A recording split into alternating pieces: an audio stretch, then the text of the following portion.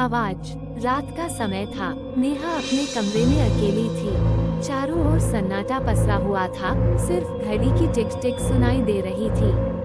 वह बिस्तर पर लेटी हुई थी, मोबाइल स्क्रॉल कर रही थी। अचानक दरवाजे पर किसी के नाखून खुरचने की आवाज आई। नेहा ने सिर उठाया। उसने सोचा शायद यह उसका वहम होगा, लेकिन तभी आवाज फिर से आई, इस बार और जोर से। उसका दिल धड़कने लगा। उसने धीमे से पूछा, कौन है? कोई जवाब नहीं। नेहा ने फोन रखा और धीरे धीरे दरवाजे की ओर बढ़ी। कमरे की हल्की रोशनी में दरवाजे के नीचे से बाहर की हल्की परछाई दिख रही थी। उसने हिम्मत करके दरवाजे की झिरी से झांका, लेकिन बाहर कोई नहीं था। शायद हवा होगी, उसने खुद को समझाने की कोशिश की।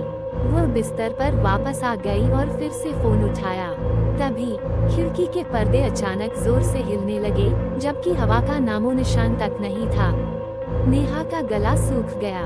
वह धीरे धीरे खिड़की के पास गई और पर्दा हटाया।